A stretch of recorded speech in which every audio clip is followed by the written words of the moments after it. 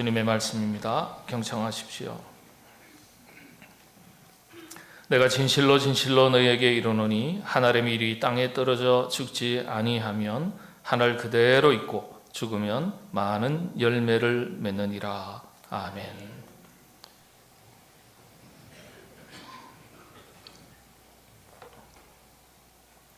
요즘에는 이런 영화가 잘 나오지 않아서 안타까운 마음이 있습니다. 여러분들이 너무나 잘 아시는 영화, 유명한 영화입니다. 코바디스 도미네, 주님, 코바디스 어디로 가십니까? 유대계 폴란드의 작가 생케비치라는 분이 쓴 소설을 바탕으로 머빈 그로이라는 감독이 만든 영화입니다. 여러분들이 너무나 잘 아시는 거기 때문에 따로 설명이 필요 없는 그런 영화입니다. 그리스도인들이 하나님께 믿음으로 나아가고 순종하고 수많은 시련과 핍박 가운데서도 자신의 신앙을 지키고 담대하게 죽음의 자리까지 나아가서 순교하는 그런 기독교 영화입니다. 이 영화는 쉽게 그리고 배너와 더불어 3대 대작으로 손꼽히는 영화로 알려져 있습니다. 머빈 그로이라는 감독은 유대인으로서 미국인인데요. 여러분 잘 아시는 올드 앤 샤인, 애수라는, 그리고 마음의 행로, 작은 아씨들, 이런 아주 주옥같은 영화를 만든 분입니다. 이분의 이야기 중에 알려지지 않은 일화 하나가 있습니다. 영화 코바디스를 만들 때 영화 중에 엠마오로 가던 두 제자가 노중에 예수님을 만나는 장면이 있습니다. 스쳐서 지나갈 때 처음에는 제자들이 몰라보다가 지나간 뒤에 주님이신 것을 알고서 뒤돌아서서 주님, 코바디스 도미네, 주님 어디로 가십니까? 이렇게 물었습니다. 원작 소설에도 없었고 영화 중에 대사에도 없었는데 나중에 영화를 다 만든 뒤에 이 머빈 그로이 감독이 예수님의 대답과 제자들의 질문과 예수님의 대답으로서 특별히 너희도 내가 가는 곳, 내가 가는 길을 너희도 갈 수 있겠느냐, 이 대사 하나 좀 집어넣었으면 좋았을 텐데 그렇게 아쉬워했다고 말합니다. 이 감독의 자기 작품에 대한 평가라고나 할까요? 소회를 들었던 어느 한 유명한 신학자가 이 말에 영감을 받아서 예수님은 자신이 걸어가셨던 길을 통해서 또다시 우리에게 순간순간 물으신다고 신학적인 해석을 내놓았습니다. 아주 깊이 있는 의미 있는 질문이죠. 예수님께서 다니셨던 길, 어떤 길입니까? 베들레헴, 나사렛, 가버나움, 겟세마네 동산, 골고다의 언덕, 이런 단순한 성서 지리적인 지역으로서의 어떤 길을 말하는 것이 아니라 그 너머에 의미가 있다는 거예요. 주님께서 걸어가셨던 그 길을 통해서 또다시 보이지 않게 무언으로 우리에게 질문하신다는 겁니다. 너희도 베들레헴에 갈 수 있겠느냐? 너희도 나처럼 베들레헴에서부터 시작할 수 있겠느냐? 베들레헴 사람들과 함께 어울리고 함께 일할 수 있겠느냐? 예수님께서 이 땅에 오셨을 때 처음이 베들레헴 아니겠습니까? 베들레헴에서부터 성육신의 삶이 시작된 거예요. 그래서 너희도 나처럼 베들레헴에서 시작할 수 있겠느냐? 그곳 사람들과 함께 어울리고 함께 일할 수 있겠느냐? 이런 질문이에요. 이런 질문으로 또다시 우리에게 물으신다는 거예요. 나사렛에서, 가버나움에서 일할 수 있겠느냐? 너희도 겟세마네 동산에 오를 수 있겠느냐? 골고다에 갈 수 있겠느냐? 이런 질문을 주님은 우리에게 끊임없이 던지신다는 겁니다. 예수님께서 이 땅에 오셔서 수많은 말씀도 하시고 기적과 이적도 행하셨지만은 예수님께서 다니셨던 지역 자체가 하나의 메시지라고 그렇게 해석합니다. 여러분 많이 들으셔서 아시겠지만 예수님께서 살아오셨던, 방문하셨던, 다니셨던 지역을 크게 4가지로 요약을 합니다. 첫 번째는 태어나신 곳, 두 번째는 자라신 곳, 세 번째는 일하신 곳, 그리고 네 번째는 죽으신 곳. 이렇게 4가지로 요약을 합니다. 그래서 예수님께서는 자신이 태어나시고 다니시고 일하셨던 이 장소를 통해서 단순한 성서 지리적인 의미를 넘어서서 또다시 우리에게 영적인 질문을 가지고 물으신다는 거예요. 상당히 설득력 있는 말씀이죠. 우리에게 질문하신다는 생각으로 오늘 말씀을 살펴보겠습니다. 여러분, 베들레헴 워낙 말씀 많이 들었으니까 잘 아시는 곳이요. 태어나신 곳은 베들레헴입니다. 네. 베들레헴에 오셨던 예수님께서 지금도 우리에게 물으신 거예요. 질문하신 거예요. 너희도 내가 베들레헴에서부터 시작한 것처럼 너희도 베들레헴에 찾아갈 수 있겠느냐? 베들레헴에서부터 시작할 수 있겠느냐? 여러분, 베들레헴이라는 곳이 어떤 곳입니까? 예수님께서 탄생하신 곳이에요. 그게 교과서적인 대답이죠. 그런데 이 베들레헴이 가지고 있는 메타포, 은유가 있다는 거예요. 메시지가 있는 거예요. 베들레헴이 어떤 것이죠? 떡집이죠. 떡집. 근데 변방이에요. 이번에 이스라엘 요르단 성지순례를 가보니까요, 지금도 베들레헴은 변두리예요. 외진 곳이에요. 한산한 곳이에요. 사람도 별로 없어요. 근데 2000년 전이면은요, 더 외진 곳이에요. 정말 사람 찾아보기 어려운 곳이 아니었을까? 그 생각이 들더라고요. 지금도 그런데요. 그때는 더한 거예요. 예루살렘 성 밖, 변두리입니다. 화려한 곳이 아니에요. 부유한 것도 아니에요. 대접받는 자리도 아니에요. 어깨 힘주는 자리도 아니에요. 편히 쉴 만한 곳이 아니에요. 요즘 식으로 말하면 학군이 좋은 데도 아니고, 교통이 좋은 데도 아니고, 강남도 아니고, 서민들이 사는 수준이라면 그건 잘 봐줘서 그 정도예요. 이건 서민들이 사는 곳도 아닐 정도로 외진 곳이에요. 그런 곳에 예수님께서 찾아오셔서 나시는 거예요. 성육신과 맥을 같이 하는 거죠. 성육신도 마찬가지로 하늘 보좌 버리시고 낮고 낮은 이곳에 죄인들의 땅에 오신 것 아니겠습니까? 마찬가지. 예수님께서 예루살렘을 찾아가신 것이 아니라 베들레헴 변두리 소외된 외진 곳에 찾아가신 거예요. 주님의 탁월한 선택이고 메시지가 있는 겁니다. 그러시면서 우리에게 질문하시는 거예요. 낮은 곳에서 시작할 수 있겠느냐? 가난하고 소외된 이웃들 틈 속으로 찾아갈 수 있겠느냐? 그들과 함께 할 수 있겠느냐? 그들은 일부터 시작할 수 있겠느냐? 이런 사람들하고도 함께 어울리고 함께 일할 수 있겠느냐? 그리스도인으로서 삶의 출발점에 대한 질문이에요. 예수 그리스도를 구주로 믿고 하나님의 백성 자녀가 되는 순간부터 질적으로 우리의 삶이 달라져야 할 것을 의미하는 거예요. 낮아지고 겸손하고 자기를 희생하는 삶이 뒤따라가야 하는 것을 말합니다. 기본적인 자세와 태도가 예루살렘에서부터가 아니라 베들레헴에서부터입니다. 베들레헴. 근데 사람들이요, 대체로 베들레헴에는 안 가려고 합니다. 심지어 살기는 베들레헴에 살아도 마음은 항상 예루살렘에 있습니다.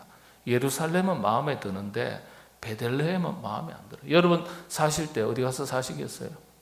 학군 좋은데, 교통 좋은데, 이왕이면 문화적인 것이 잘 갖추어져 있는 곳에. 그렇잖아요. 우리가 그런 데 살고 있잖아요. 지하철 옆에 있죠. 필드 저기 있죠. 교통 좋죠. 사통 팔방으로 다 열려 있죠. 여러분 이사 가실 때 전철도 안 들어가고 학교도 시원찮고 주변 둘러봐도 구멍가게 하나 없는 그런 곳에 가시고 싶으세요? 그런 곳 안 가고 싶어요. 사람들은 다 예루살렘에 가고 싶어요. 베들레헴 안 가고 싶어요. 그런데 예수님께서 우리에게 물으시는 거예요. 내가 베들레헴에서부터 시작했다. 너희도 그렇게 시작할 수 있겠냐? 베들레헴이 마음에 안 들어도, 사람들이 주목하지 않아도, 이 일이 썩 마음에 내키지 않아도, 때로는 가고 싶지도 않고 하고 싶지도 않은 그런 일이라 할지라도 그거 할 수 있겠냐 물으시는 거예요. 사람들은요, 자기 마음에 안 들면 자리 하나라도 안 옮깁니다. 그게 사람 마음 아니겠어요? 탓하는 게 아니고요. 우리 어느 권사님이 여기 다 앉아요. 돌아가신 권사님이라고 하죠. 근데요, 앉아 계세요. 어느 날 주일날 예배 시간에 와보니까 누군가 나 대신에 저기 앉아 있는 거예요. 그러면 그 옆에 빈자리 있으니까 어떻게 해요? 빈자리 가서 앉으면 참 괜찮잖아요. 그럴 수 있어요. 근데 가셔가지고 죄송해요, 여기 제 자리인데요. 자리 하나 옮기는 게 쉽지 않아요. 2층에 앉아 계시면 1층 내려오십니까? 안 내려오십니까? 안 내려오시는 거예요? 못 내려오시는 거예요? 여러분 여기 계시는데 2층 올라가세요? 안 올라가세요? 예수님 오셔도 안 올라가실지 몰라요. 자리 하나도 우리 마음대로 이렇게 잘 바꾸지 못하는 존재가 우리입니다. 그런데 너 이런 일 할 수 있겠냐? 이런 곳에 갈 수 있겠냐? 그거 감당할 수 있겠냐? 압축된 메타포예요. 너 베들레헴에서부터 시작할 수 있겠냐? 이런 질문 앞에 네 주님처럼 저 베들레헴에서부터 시작하겠습니다. 베들레헴으로 내려가겠습니다. 괜찮습니다.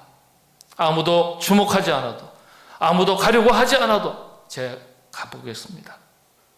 주님 가신 길 저도 가겠습니다. 그렇게 하겠습니다. 이게 믿음 있는 고백 아니겠어요? 예? 그리스도인으로서 삶을 시작할 때 낮은 데서부터 험한 일부터 베들레헴에서부터 시작하겠다는 자기 결단이 있어야 돼요. 그래야 주님의 가신 길, 주님께서 가신 길을 우리도 걷는 게 되는 겁니다.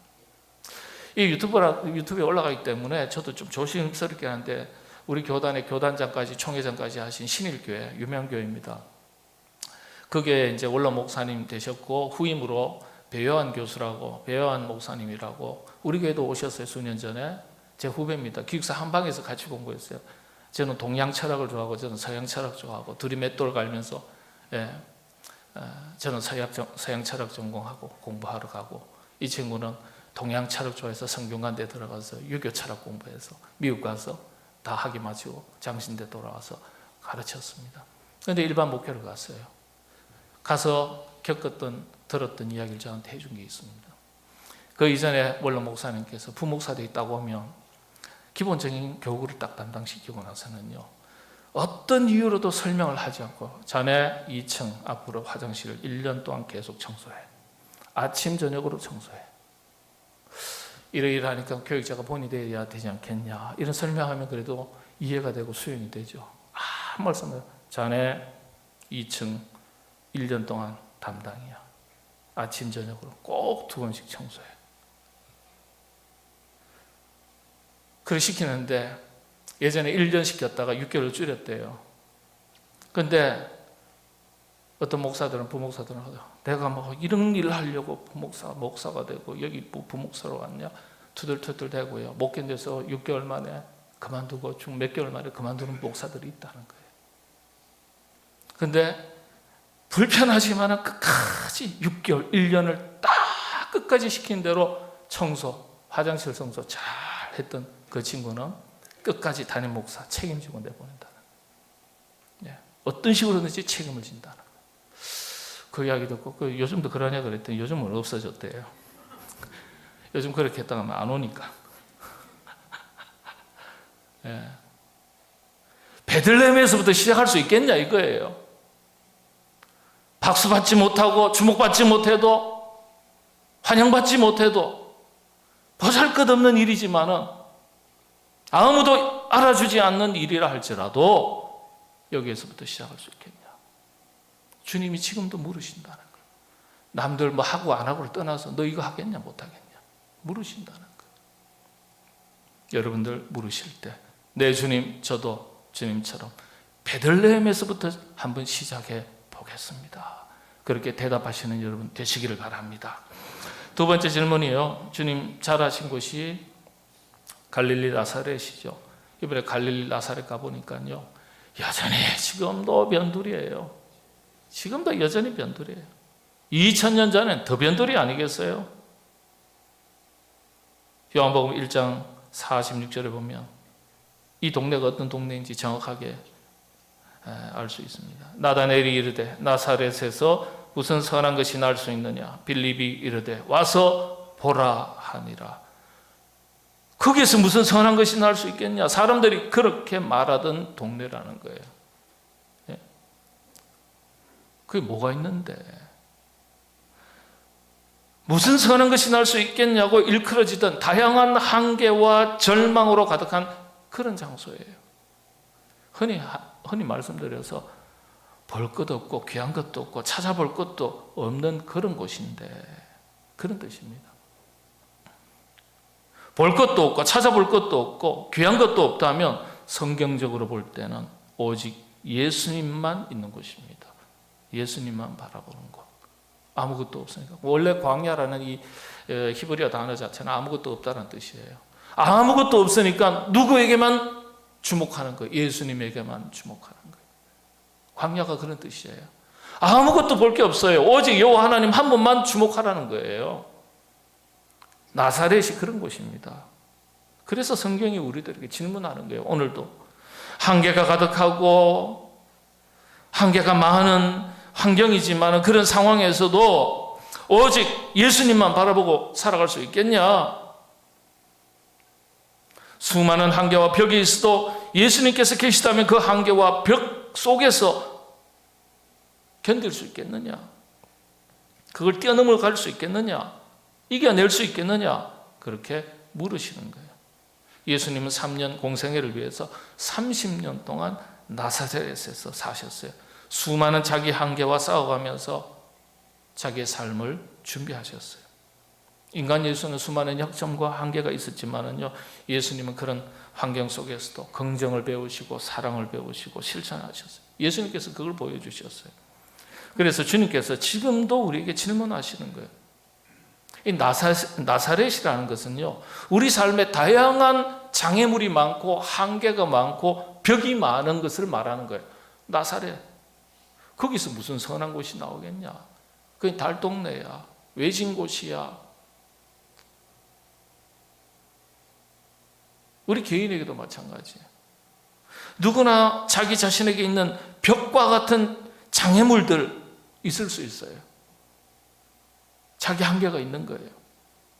그런 자기 한계와 벽 앞에서 나는 안 돼. 나는 왜 이래? 내가 부모 잘못 만나가지고 이렇게 살지. 내가 시절을 잘못 만나서 이렇게 살지. 우리 집은 왜 이래? 이렇게 좌절하고 낙심하는 것이 아니라 나사렛의 수많은 한계를 딛고 일어서셨던 주님처럼 우리 모두 자기에게도 있는 한계와 스스로 쌓아왔던 자기의 벽과 담을 허물고 넘어설 수 있어야 된다는 거예요. 여러분, 그래서 그리스도인은 자신의 환경을 탓하면서 사는 사람들이 아니에요. 자신의 환경이 어떠하든지, 아휴, 왜 이런 일이 생겼나? 왜 이런 장애물이 또 생겼나? 왜 이런 어려운 일이 생겼나? 왜 나는 이런 환경 속에 갇혀서 사는가? 왜 나는 이런 사람들만 만나고 사는가? 왜 이런 일들이 나에게 자꾸 생기는가? 나는 무능한 것 같고 기댈 만한 사람은 없는 것 같고 주변 환경을, 자신의 한계를 탓하며 살아가는 사람들이 아니라는 거예요. 자신의 환경이 어떠하든지 미래를 긍정적으로 바라보고 소망을 잃지 않고 감사하고 도전하며 살아가는 사람들이 그리스도인들이에요.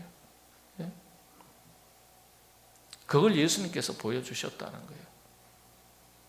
여러분, 똑같은 가난한 집안에 살아도요, 어떤 친구는 가난을 딛고 일어서는 사람이 있고 어떤 사람은 그 가난 속에 파묻혀서 낙심하고 좌절하고 절망하면서 자포자기하고 인생 뭐 따로 있어?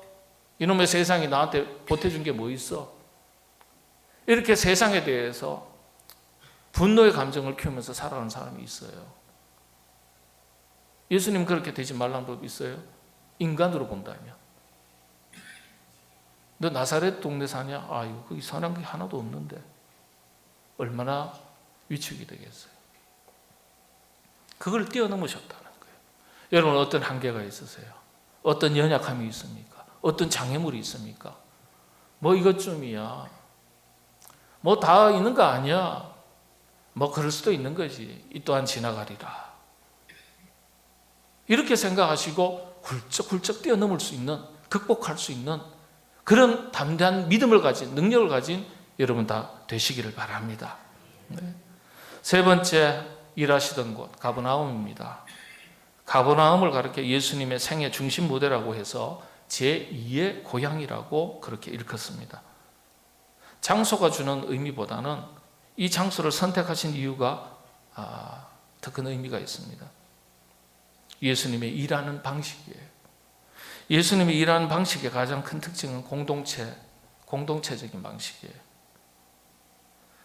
가버나움에서 천국 사역을 감당하시기 전에 제일 먼저 하신 일이 공동체, 제자 공동체를 구성하는 일이었습니다. 예수님 자신 자체가 벌써 위대하고 능력 있는 분이시지만은 그런데 일을 하실 때는 언제나 공동체적인 방식으로 일을 하셨어요. 그래서 그리스도의 몸된 교회는 일할 때 반드시 공동체성이 중요합니다. 공동체성. 그래서 관계가 중요한 거예요. 교회에서는 혼자 일 잘하는 것이 큰 자랑이 되지 못합니다. 같이 일 잘하는 것이 칭찬받습니다. 자, 여러분, 우리 교회 팀워크 좋은 신앙의 공동체로 날마다 든든하게 서갈 수 있기를 바랍니다. 가버나움에 또 다른 교훈이 있어요. 자신의 삶의 현장, 우리 자신의 삶의 현장을 생계의 현장이 아니라 사역의 현장으로 바꾸라는, 삼으라는 메시지가 담긴 곳입니다. 가버나움은 예수님께서 일하셨던 곳이죠. 그래서 성경이 우리에게 묻기를 너희도 너희 삶의 현장을 가버나움으로 삼을 수 있겠느냐? 생계의 현장이 아닌 하나님 나라 사역의 현장으로 바꿀 수 있겠느냐? 물으시는 거예요. 직장이 단순히 육신의 삶을 위해서 먹고 입고 살아가는 생계의 현장이 아니라 그 현장 속에서 열심히 땀 흘리고 수고하고 애쓰고 노력해서 물질을 얻어도 그 물질 가지고 하나님의 영광을 위해서 사용할 줄 아는, 그곳에서도 복음의 사명을 감당할 줄 아는 그와 같은 사역의 현장으로 만들어갈 수 있겠느냐, 만들어낼 수 있겠느냐, 이걸 물으시는 거예요. 너희 가정을 하나님 나라를 위한 현장으로 만들어갈 수 있겠느냐? 너희 사업의 터전을, 직장 생활을 단순히 육신의 필요를 채우기 위한 하나의 직업적 현장으로, 직업 현장으로 삼는 것이 아니라 그곳에서 복음의 사명을 감당하는 사명의 현장, 사역의 현장으로 만들어갈 수 있겠느냐? 이걸 물으시는 거예요. 이렇게 물으실 때, 네, 주님 가버나움에서 행하셨던 것처럼 저희도 제 인생을 단순히 먹고 입고 사는 문제에 갇혀서 살아가는 생계 현장으로만 살아가는 것이 아니라 하나님 나라를 위한 사역의 현장, 사명의 현장으로 한번 만들어 보겠습니다. 이렇게 고백할 때 하나님께서 우리의 고백을 얼마나 기뻐하시겠어요? 예? 그를 위해서 그렇게 살아가겠다고 다짐하고 결단하고 고백하면 하나님께서 왜 은혜 안 주시겠어요? 여러분, 생계를 위한 여러분의 직장이 되고 사업의 터전이 되면 참 피곤해집니다. 참 피곤해져요. 이 이야기를 할까 말까 고민하다가 2부 예배 때 했기 때문에 3부 예배 때도 합니다. 우리 교단에 인천 노예인지 부천 노예인지 둘 중에 하나입니다. 어느 교회 부목사님이요, 하루 노동 시간이 몇 시간이죠? 지금? 8시간인가요? 하루 8시간 근무하고 나서 저녁에 수예배 드리니까 초과 근무 수당을 내놓으라는 거예요. 노동부에다 진정하고 법으로도 했습니다. 이런 일이 있어요. 이런 일이. 목회자가 누워서 침 뱉기 일이기 때문에 제가 이 말씀을 안 드리려고 했는데 기가 차서 말씀을 드리는 겁니다. 우리 교단에 한 명이 있고 친례교인지 감리교인지 한 명이 있습니다. 다 부천, 인천에서 일어난 일입니다. 여러분, 예배가 주일이 노동의 현장입니까? 목회자의 입장에서? 아니죠. 예배가 노동입니까? 아니에요. 무슨 그게 근무의 시간에 들어가는 거예요. 네, 참 기절할 노릇이에요. 네. 아마 모르긴 몰라도 그 친구 우리 교단에서 목회 못합니다. 목회 못해요. 장담하건대. 아니 생계 현장으로 삼을 것 같으면 뭘 굳이 목회해요. 빨리 떠나지. 리어커를 끌어도 그 한 몸 입에 풀치 못하고 살겠습니까? 요즘 시대에. 그렇지 않겠어요? 그런데 잘못하면 그런 의식을 가지고 있으면 직업적 목사가 됩니다. 목회자가 돼요. 우리는 직업으로 삼기 위해서 온 사람들이 아니라 사명을 감당하기 위해서 온 사역자들인데, 예? 사명 감당하면 시간에 구애받지 않습니다. 장소에 구애받지 않아요. 그런데 생계를 위한 직업의 현장이라고 생각하면 시간도 구애받고요, 일의 강도에 구애받고요, 다 받는 거예요. 참 저는요 목사로서 감사해요. 여러분 5, 6 동안 세상일, 직장일 열심히 감당하다가 주일날 오셔가지고 또 여러 가지로 봉사하시고 애쓰시잖아요. 그렇게 봉사하고 열심히 헌신하시는데도 일을 열심히 안 한다고 야단 안 맞고, 예? 저는 사례받고 목회하고 여러분은 헌금하고 야단 맞고 꾸지름 받고.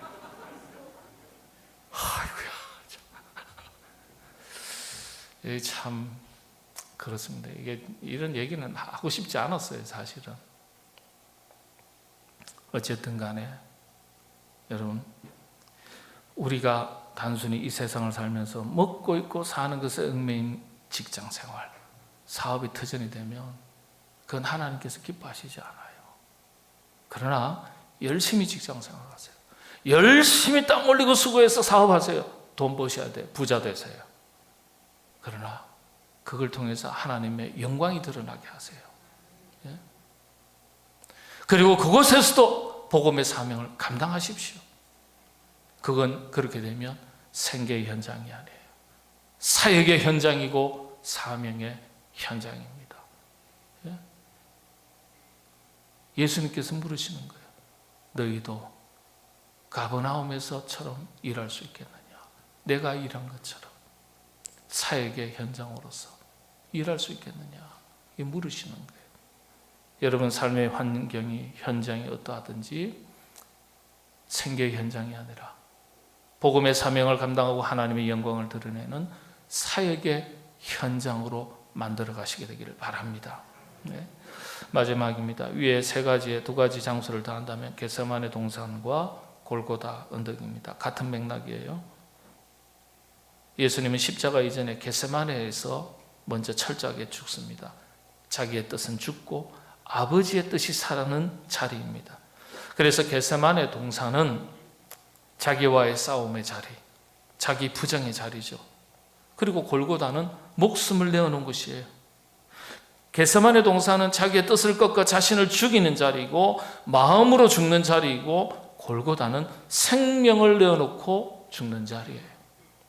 그래서 겟세마네나 골고다나 다 죽는 자리입니다. 더욱이 골고다는 멋진 마침표의 자리입니다.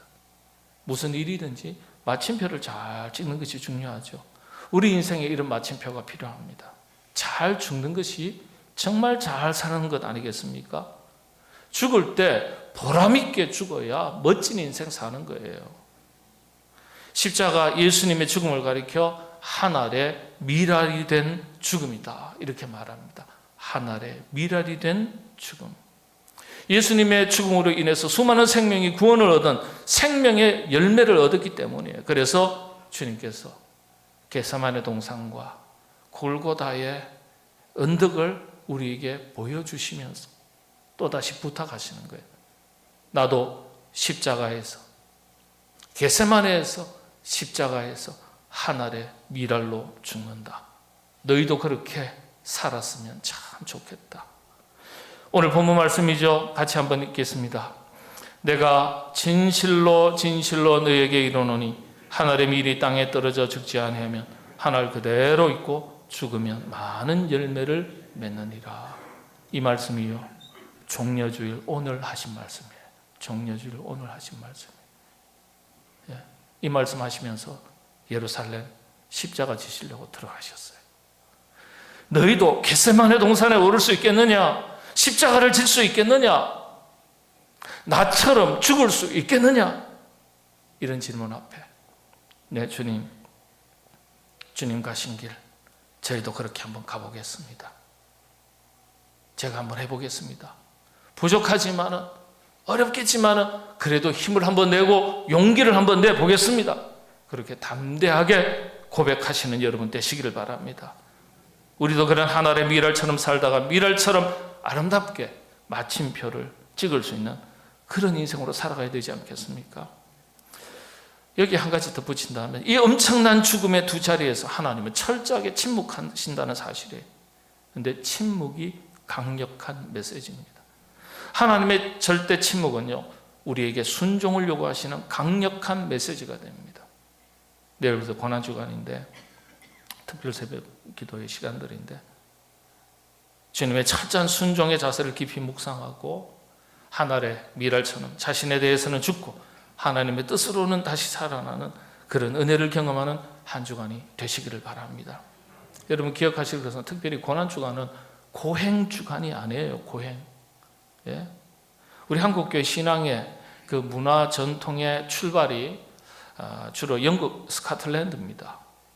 세속화의 물결에 대항했던 금욕주의를 기반으로 했던 경건주의 정신을 강조했던 영국 청교도들이 그래서 미국으로 건너가게 되고 이 청교도 정신을 바탕으로 세워졌던 장로교단 출신 선교사님들이 우리 한국교회에 선교사로 오시게 되셨어요. 그러다 보니까 한국교회는 다른 세계 교회보다도 특별히 이런 금욕주의의 바탕을 둔 경건과 절제의 청교도 정신이 강조되어 왔습니다. 그래서 고난주간에는 예수님의 고난에 동참한다는 의미에서 경건과 절제를 강조하는 그런 다양한 금욕주의 문화가 강조되어 왔고 실천되어 왔습니다. 이게 나쁘다는 게 아니에요. 이것도 의미가 있지만은 고난주간은 십자가의 고난에 참여한다. 어떤 방식으로 참여하시겠어요?